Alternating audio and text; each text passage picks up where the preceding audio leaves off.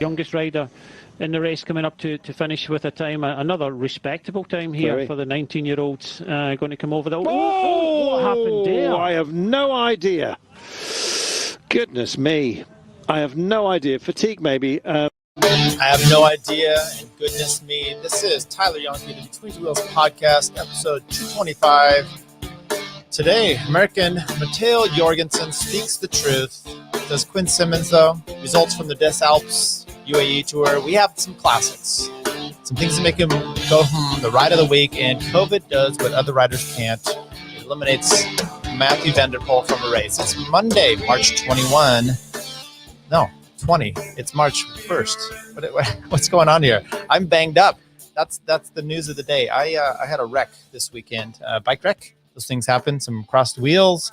Went down pretty hard, destroyed my front wheel. Interesting. This was Saturday. Friday night, I actually had got new bar tape. I meticulously put it on the bike.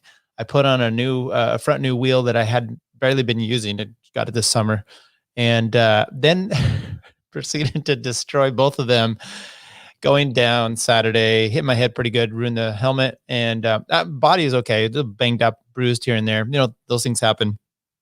The worst part was I was out quite a ways from home and had to have my wife come get me. That was a little bit of pain. You're going to see here a little bit of bruising, little marks up on my elbow, the hip, and some other spots. But I think I'm okay. The head, the back, the worst part was kind of hitting the back of the head on the ground. The helmet took the brunt, did its job. But it also caused me to have a little issue with my neck. So a little whiplash in the neck. But we're all good. We're making life doable. So let's talk about bike racing. Maybe it's the reason why. And plus, I'm just really busy with work right now. So maybe this is exactly why I haven't really been doing the podcast. But we'll get back into it. I hope you enjoyed the last one. We do have over 300 subscribers now on YouTube. Appreciate that. And I would also want to thank Rob Dalto of Tour Breakaway podcast coming on last time. I think you guys enjoyed that. I had really good positive comments for that. Maybe you like Rob better than me. That's perfectly fine. I enjoyed him as well. Dude does know his stuff. As Brian Zimney pointed out, really well knowledgeable person for not having raced himself. Yes, he does know his things. He's a big fan. And I think that's really kind of the thing that we come out with the podcast itself is how big of a fan are you? And being a big fan oftentimes really relates to being able to give good content and just being able to be, digging for those nuggets. And Rob definitely does it. So yeah, check out his podcast. I think he just did an interview with Will Barta of EF Nipo. So check that out. Rob Dalto, cycling podcast, Tour Breakaway podcast. And that was episode 224. So I hope you enjoyed that. Matteo Jorgensen, American on Movie Star. He crashed on stage 3 of the La Provence. But more importantly, he said disc brakes are definitely more dangerous than rim brakes. I don't know if that's necessarily all that true, but he was taken out by a roadside spectator on that 3rd stage, and then stage 4 he was actually hanging up with the big guys on the climb there before Sosa, Bernal, and Alaphilippe detonated everybody. And Wout Poels kind of got it back in the mix there, but didn't really help the situation. So Matteo says rim brakes are more dangerous. Chris Froome comes out and says, they're not the be all end all. I don't know what's driving the disc brake, rim brake division here. Is it industry or is it riders? And my thinking is it's probably industry. So I don't know that all the riders are really interested in riding disc brakes as much. People that ride them, they love them. So I don't know what the real problem is. And especially when, some of these guys are riding heavy bikes, look, for the most part, the bikes are getting down to the weight, all that weight limit or under. So it really doesn't matter. I think the biggest problem you have with and I think Jorgensen was one that had been sliced up at one point and you blame the rim, the disc brake on that. So that's one of his reasonings for saying that. And then Kaylee Fretz at the time was with Villeneuve. He tried to replicate some things maybe earlier than that with, grinding up a shoe on there. But that's different. You can't just hold a shoe next to a spinning, rotating disc brake and have it actually mirror the actual situation on the road, which is, slicing coming through you and impact and forced that way as well, not to mention the rotation. Whatever. These things are out there, and the riders are just going to have to keep dealing with it. The biggest problem, though, is probably the riders aren't even doing wheel changes. They're just doing full-on bike changes now. So I don't know if that's better or worse for mechanics, maybe slower, but it does inhibit when you get those Mavic, motorbikes up there with just the wheels, and you're going to see maybe some problems with Paris-Roubaix if all bike, everything's like that, and you're doing a bike change, and you usually just have guys on the side of the road. Might be the win or the lose for that. Speaking of Paris-Roubaix and possible classics rider Quinn Simmons, he made a comment about his saying, I'll just read this comment. Simmons said that he regretted responding to social media posts that were political ahead of the U.S. election last year. However, he said that he did not understand why using an emoji of a hand with black skin tone used by a white person online has been highlighted as a form of racism. When asked if he now, in hindsight, understands why he was upsetting people, Quinn Simmons said, "If I'm honest, no, not really. I saw, what's his name? He's a former crit rider. He's about my age. He does master stuff. He's tatted up. He's from the East Coast there. I think he had ridden for Smart Stop at one point. He's like, hey, Quinn just still doesn't get it. And, look, what was interesting is Quinn's whole breakdown here was maybe he's listened to the Between Two Wheels podcast, because that was everything he said there was my guess as to what happened. I said, it's the by Felicia. And then I also said, it's probably one, he just, you use the last skin tone and you change different ones for your emojis. It's just kind of the one that pops up. So that may be what he had been doing with friends. And that's, that happens to me. And it's exactly what he said. Now he said he's scared to use any of them that change colors. So he's a little worried there. Do you buy Quinn Simmons' answer? And should he say, if I'm honest, no, I really don't get it. If in his mind and in his heart, it was not meant at all to be racist. Okay. Remember, this is an emoji, white person to white person. I know I got a lot of shit for this last time. If that really is the case, and that was his motivation and his intent, do we then really rip on him for feeling like he was, singled out and didn't really do anything wrong? I mean, if in his heart he didn't do anything wrong and didn't mean anything by it, then is it your problem or is it his problem? So, me, I say it's your problem. Anyway, I really don't care. More on the lines of Quinn Simmons racing, and there was 2 races in France this weekend, and I think he got 10th in one there, so he's starting to look pretty good. Dude is young, powerful. I also was really interested in his comments here, the whole thing kind of coming out, and I knew, man, I'm like, I don't know why you're even talking about this, Quinn. He's like, look, I've learned, I'm not going to talk about, and yet you're talking about it. So I'm gonna just be like, don't even mention it. Don't bring it up, because the fact that you're not acquiescing, you didn't go through this whole purge trial and come out the other side, like your mind had been changed, whether it was or not, but it didn't look like you had been cleansed enough by those people that hate you. You're going to still get shit for it, which is exactly what happened here. So maybe just stop talking about it. Tyler, how about you stop talking about it too? All right, we'll try that as well. All right, we'll catch up on some real quick things here. Tour of La Provence happened. Tour of Alpes, des Alpes, or the Haut Var happened. We'll go over real quick. La Provence was interesting. Ballerini, we saw him coming out good in, spoiler, Omloop, but he also was, showing his form here at the 4 days racing in France. There, wins stage 1, wins stage 2. Sosa takes stage 3 on Mont Ventoux, destroys everyone up that 8 kilometers up to the chalet. And then Bajas won over Ballerini. Ballerini was right tight there with Buhani as well, of Bahrain victorious. So you're seeing Ballerini come good, and that's what you saw in France with the Tour of La Provence.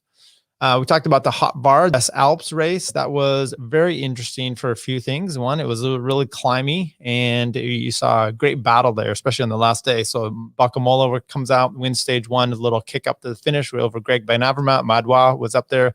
Mike Woods in 4th. Stage 2, you come out. Mike Woods ends up putting the hurt to everyone, wins the stage over Balca and Narvaez and Gaudu. Then stage 3, you have Mike Woods now setting himself up to take the overall win. But man, we had talked about this with Rob, where the final finish was a big climb up there, but yet there was still about 15, 20K to the finish. And, who knows how this is going to ride? Well, as it came out, Mike Woods said he had some teammates with some, now he's with Israel Startup Nation member this year. So I think Dan Martin and a few other ones had a little mechanical. So they were chasing. The break got up the road. It was Brambilla was up there, and he was a threat to the overall. As it turned out, Brambilla ends up staying away. Theo Gegenhardt, Ben O'Connor, there was another one, Millard, I think, were bridging up to him. They had been up there and he had broken away, but there were some bridging situations. And then Mike Woods was trying, he was definitely the strongest. Every time there was a climb, he was breaking away, and then he'd let the groups come back because he had so far to go. He couldn't just, pound it out himself. It's kind of a time trial thing. And so in the end, and I even saw Mollema doing work with Woods, and his teammate was up the road. So that was a little odd to me. But as it turned out, just missed it by a few seconds. Just very nipped him on the line there.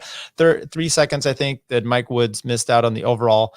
Otherwise, it was, it was really for him to the take, and he did not do that. But I don't know how disappointing necessarily that is because, I'm sure it is disappointing, right? But his team tried. He was very much the strongest one in the race, and as it came out, he did what he could, and I think we're going to have good things to come for Mike Woods and Israel Startup Nation. They're already giving it a shot and, trying to do some good things here. So this is the final, I think, GC. We have Brambilla wins over Theo Gegenhardt. No, that's the final stage here. GC goes to Brambilla, then Mike Woods, Bauke Mollema, Rudy Millard, Ben O'Connor, David Gaudu, for a solid weekend of racing there in France. I hope you got to see that. We did watch that. We did a little team camp. I don't know if you want to call it a camp, but we definitely called it a camp out past Plymouth, California, and did some great riding out there. And we were able to watch the races on GCN Plus. GCN Plus, a little bit of issues coming up. At least they had some this weekend trying to have coverage. Haut Var, though, enjoyed that race a lot. It was good to see. And I had asked my friend Jonathan, who lived over there, about some of the racing. And he was on Twitter, he was going back and forth with me, kind of giving me a breakdown about some of the climbs. A little bit sticky climbs there. UAE Tour. So we had the UAE Tour. And I actually enjoyed more than I thought I would. And partly was because I had signed up for the GCN app. I have Flow Bikes, I have GCN. And between those two, I'm pretty much covered, I think. And who knows what NBC is going to do this first year. But you come out there, we had talked about this. It was going to be a great race to see kind of a few things. One, how the sprinters were going to do. Two, how Sepp Kuss was going to do. I was interested in that. Also, you had Pogacar, team rides for Team UAE. This is a UAE Tour. That was a big deal. Adam Yates back out there. You had Matthew van der Poel. I was interested to see how he was going to go. Nilsson Palace was out there, and Chris Froome. So in the end, though, day one really changed the overall dynamic of everything with a bunch of wind and crosswinds and some magical splits right away. And with that split, you only had a few GC guys up there. I think you had, I'll just count them off from what I see. Tadej Pogacar, Adam Yates, Nilsson Palace, Yao Almeida, Chris Harper was up there. And you really didn't have much for anybody else. Some of those other teams. And you had some sprinters up there on the day too. You had Viviani, you had Gaviria, you had Matthew van der Poel make that break. And they had enough, like a minute and a half gap. Next thing you know, those other teams aren't pulling it back, and that gap pushed out. Sepp Kuss misses the break, but his teammate Chris Harper was up there. I would have been really interested to see how it would have been overall on those climbs had Sepp really been in the mix, because then he does what he does best and turns into a teammate.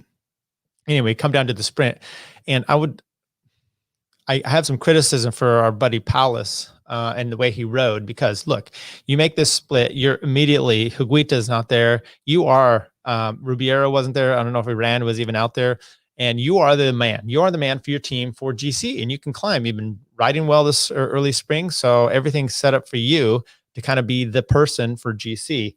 And what do? You, about last 10K, you're chasing everything down. The sprinters are in there. They're not going to let stuff necessarily go. You're chasing things down. You're trying to break off in the front yourself. Gaviria goes up the road. And then as it is in the last 2K, there's just a little bit of a split.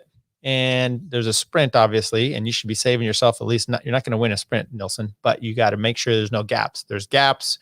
There's second gaps. I think Pogacar was actually up there in the top 6, so he gets in that front group.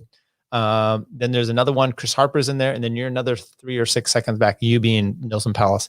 And in the end, that came back to rue the demise, so to speak, for Nilsen Palace for the overall, not really a demise, but just allowed him to not quite move up one more spot.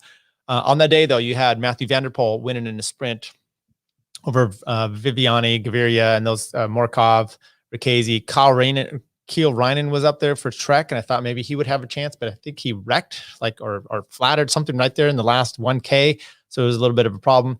Like I said, Nilsen Palace was super strong, but I think he wasted a few opportunities and efforts coming in there. Stage 2. So then we have a time trial, and it's really that whole region is interesting out there, the infrastructure that they put in.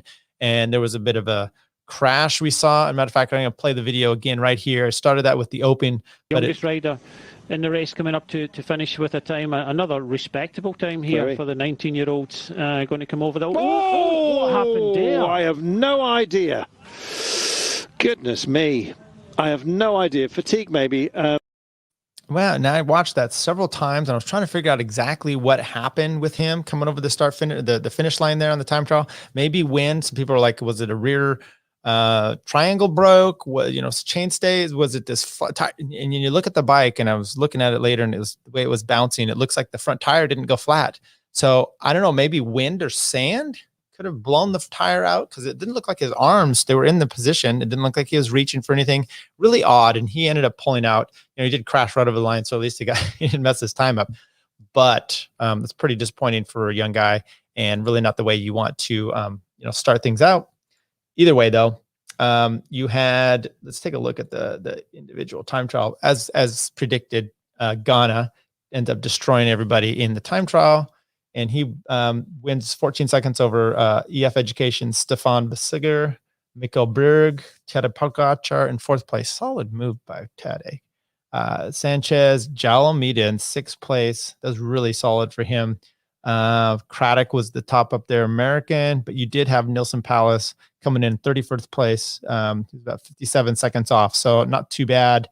You had, I think down at 80th or so was Sepp, and also wasn't very good, Chris Froome. So bummer for him. But, those things happen. And Chris Froome tried a little bit better in the road race. He didn't have such a good deal on the first climb, but the second one, he did a little bit better. So anyway, what was really interesting there, though, Matthew Van der Poel ends up winning the first stage. So he's in the red jersey, I think they have it. But his whole team was basically left the race for stage. He didn't even get a contest in his skin suit there in the time trial, due to the fact that the whole team was COVID kicked out. Now, the whole team wasn't COVID positive. I think 1 or 2 riders were, because Van der Poel actually raced this weekend. So we saw him in, I was at KBK yesterday, but he was not able to finish the UAE race. The whole team was kicked out or left because 1 or 2 riders were positive. So they were sent home. Like I said, they had that nasty crash. Ghana won, and Pogačar took over the GC with an impressive 4th place in the time trial. And once again, that's him putting himself in position. So then you have the overall positioning here: Pogačar, Almeida, Matteo Cantanao from Duquoine Quickstep, Chris Harper, Adam Yates, Nilsen Palace. And, this is obviously going to change again after the next stage. So go to stage 3. Stage 3 was actually climbing. Jafel Hafit or something like that. And you saw a great race between the two that you saw there last year, and what was really the only 2 competition for this race this year as well, which is between Adam Yates and Pogačar. But it started out with Sepp Kuss, 5 or so K to go. He kind of makes a move off the front. You see him dancing like he always does. The only 2 to go with him were Yates and Pogačar. He keeps kind of kicking. They're easily coming with him. Next thing you know, Sepp is quite on par with what they're doing, and Yates accelerates away. And then you see those 2 out the front. You see Sepp Kuss trying to chase him down, and behind you have Jalomita and the others in tow of a little bit further back. Finally, Sepp Kuss does what he is best at, which is he looks back and he sees Chris Harper he's getting the call on the radio. Chris Harper is off the group with Nilsen Palace, Higuita, Jalomita. And so with Chris Harper's overall general classification kind of in the risk there, he ends up dropping back, helps pacing him up to the group. And by the time they get to the finish for the stage 3, Chris Harper actually comes in over the line with Nilsson Palace and the others. It's Pogačar, though, ends up kicking past Adam Yates, gets the win. Higuita comes in third. Now, Higuita, should you have done what Sepp Kuss did and not left your team leader? Because he gets 48 seconds. He actually gets I think a bonus there. I'm not sure if they had any time bonuses, but he gets third. Higuita, that is. Nilsson Palace down there, 8th place, loses 6 seconds to where Higuita was. Now, I know Higuita has a kick, and you can't just kick your teammate into gear, but maybe you help him so he's not losing places and you're not losing time. So Nilsson actually comes in, with Chris Harper. Actually, Chris Harper lost a little time that day, but maybe you could have helped him move yourself up. So in the overall, you have, and I don't know what the team dynamics as far as the race organizers are saying it, but look, team managers are saying there, but look, you had Sepp Kuss did try to get the win. He obviously wasn't going to make it. He just immediately reverses his role, goes into playing for his teammate. You got Pogačar, Yates, Amida, Chris Harper, Nilsson Palace separated by 2 seconds on the podium, going into stage 4. Stage 4, flat, sprinty, a little bit of wind. It was won by Bennett's Quinn Quickstep over David Decker, who's kind of becoming impressive there for Jumbo, getting up there. And Ewan, the road drifted a little bit to the left. Caleb Ewan makes the kick to the right, the wrong way to go. Bennett easily scores that one up. Stage 5, kind of a repeat of stage 3 with the climb. This was up a longer climb. I mean, it was like 20K. Lutsenko's out front with Larry Barbas. They all get spit out except for Lutsenko. He still continues up, has like a minute 20 up for most of the climb. You're thinking at some point they're going to bring this back. You've got Ineos driving it on the front. Next thing you know, it's the same old thing where everyone is getting, pushed around, and you've got the main 10, 15 plus riders there. And then the announcer said it was Chris Harper, but it wasn't. It was Vingegaard, who, I don't know if you remember back in this year's 2020 Vuelta, actually, there was a stage, I think it was up to Angliru. He was on front for a long time, just drilling it away for that team, Jumbo. And now he finally got his due. He's able to, inside the last K, he kicked up hard. He ended up catching Lutsenko. He passes him, does another kick, almost runs into the barrier, trying to salute, and comes across the line with the win. Very impressive. Behind him, though, Pogačar gives no quarter to anybody, doesn't let him get much, and ends up coming in second with Adam Yates. I think they had the same time. Then you get Higuita again, the best of the rest, with Almeida, Nick Schultz, Sepp Kuss, and Chris Harper and Nilsson come in together. Once again, Higuita leaves Nilsson in the lurch. Doesn't really give him much help. Stage 6, got a sprint again. Bennett repeats as Viviani gets second, Ackerman third, and then stage 7, the final one there. Adam Yates actually took a crash, but he was able to get back in. Kind of the peloton slowed down. There was some breaks in both of these with some wind situation. Pogačar actually gets a 10-second penalty for getting pushed by his teammate, Jan Plonk, I think, the Slovenian. And but Caleb Ewan gets the win over Sam Bennett, Phil Bauhaus, and Michael Morkov. And in the end, the GC stacked up quite nicely for Pogačar, Adam Yates, Almeida, Chris Harper, Nilsson Palace. 3 seconds there between Palace and Chris Nelson for 4th and 5th. So if Palace gets 5th, that's very, very commendable. But what could have happened, just a little bit of teamwork. I don't think you're going to get up to Almeida. That's 40 seconds. But you could get 3 seconds and put yourself over the top of Chris Harper. So you saw the teamwork of what Sepp Kuss did there on stage 3, dropping all the way back through the chase group to Chris Harper, bringing him back up to the group that Palace was in. And in the end, it saved him. I mean, that could have been enough to even put him down into 6th place. So the work that I'm sure money-wise, it's might be a big difference in UCI points. Every little bit counts. And maybe Higuita stop trying to get your own little glory. I don't know. Maybe the team was telling him to do so. I'm sure the team did great for Nilsson Palace. Anyway, but I just thought that was somewhat of an interesting development that you didn't really see talked about out there in the desert. What else do we have here? We talked about the time penalty. Then this weekend we had 2 classic races. You had Het Nieuwsblad, Omloop and Het Nieuwsblad. One of those. There's a bunch of words in there. Omloop, Het Nieuwsblad. That's the first classic. And it looked, for the most part, pretty good coming down to the finish. I was surprised it was going to be actually as much of a bunch as that it was. There was enough pitches and climbs, and teams were out off the front chasing. But next thing you know, it's actually, well, you had it come down to a sprint finish with about 15 guys. Maybe it was even more than that. Let me see. Get in here. Top 40. So it was around 40. Gianni Moscon was in there. He was really trying to make it. But David Ballerini for DeQuanta Quickstep easily gets the win. Right in the mix there in the last 1.5 or so K, you had Alexander Kristoff flat for Team UAE. I mean, he was looking pretty good. Great position to, really help out and strike out, but no chance for him. You had Jake Stewart of Groupama FDJ. Sepp Van Mark had a solid day all around. I saw that former world champion said that the whole team for Trek effed it up. We effed it up. Pedersen, he said that. Well, what does Pedersen do about that? If you're going to screw it up, what's the best thing to do? Well, the best thing to do is to not screw it up the next time you get a chance. And that's exactly what he had in store, which for the next day was Kern Brussels-Kurne. And Pedersen ends up winning the sprint finish over Anthony Turgis. Thomas Pidcock, third place there over Matteo Trentin. I mean, this guy, though, he was up there all day. He was in the breakaway with Vanderpool. It looked very solid at one point, thinking that maybe they were going to go to the line, but the two group got caught back. Next thing you know, he's still up there in the sprint. Dude is small. You don't realize how small he is until he's next to like Pedersen and some of these other guys.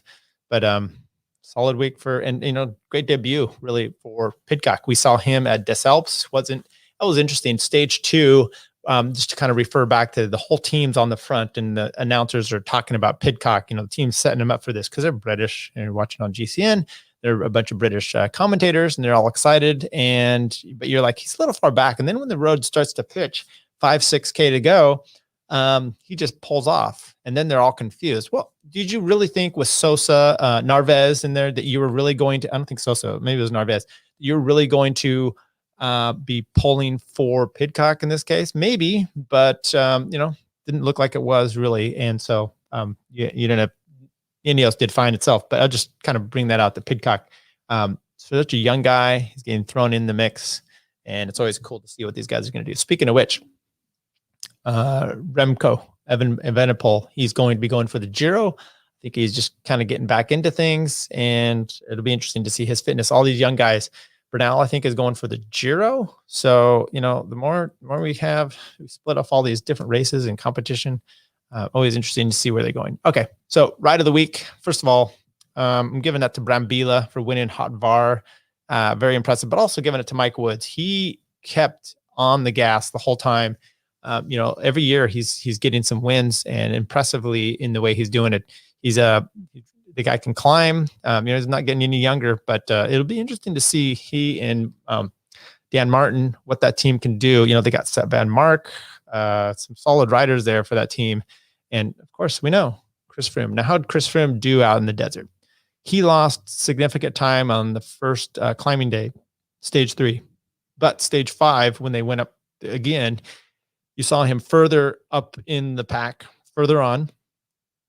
And I think he only lost 2 minutes. He said he really dug pretty deep to get there. So he's going to have to fight. But I just looking at him, he does not look like the slim Chris Froome that we used to see in the Tour. So perhaps he's got some work to do. He's got children now. Spent a lot of time in California recently. Good food out here. If he's not, really dieting specific, maybe get back to the UK where the food kind of sucks and you don't have much choice. But it looked like to me he was just a little bit over.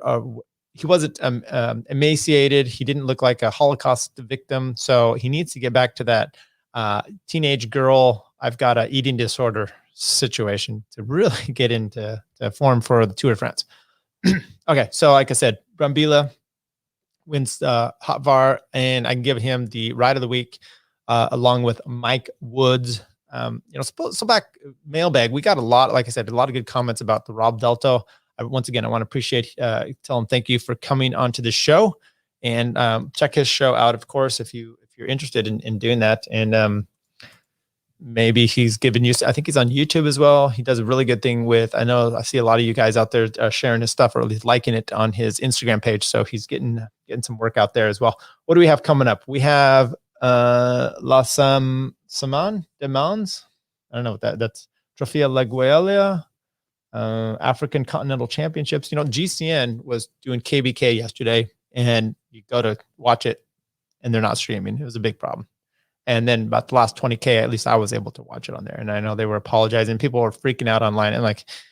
And so, you're like, yes, you pay $25. Really? That's what I paid for the year subscription for GCN. Solid. The app kind of busts out every once in a while. Like you're watching and all of a sudden it just kicks you out of the app. And then you've got to start over from where you're at. But it's decent. It's solid, right? And I have no problem. So you're paying $25. I don't know what you're really complaining about. Just wait a little longer and watch it on replay. That might be the answer. All right, that's what we have. Quick work of week for that. Quick week of work. I think we're gonna do. I think they were doing some racing yesterday in the U.S. Tri-Point Crit. I know people are getting shit about traveling different places. Hey, why not? You can be able to travel. They do it for the Super Bowl. Do it for the Tour de France. Ride your bike. Stay outside. Stay healthy. And stay upright. That was my problem this week, and I think hope I'm coming around. You let me know. Send me some comments. Do you think I was a little off today? A little head injury causing problems? Maybe. Sometimes that's how we like it. Take care, everyone. Episode 225 in the books. Like the show, share the show. Go to that YouTube channel. Click subscribe there. Get our viewership up. Thank you, everyone and all.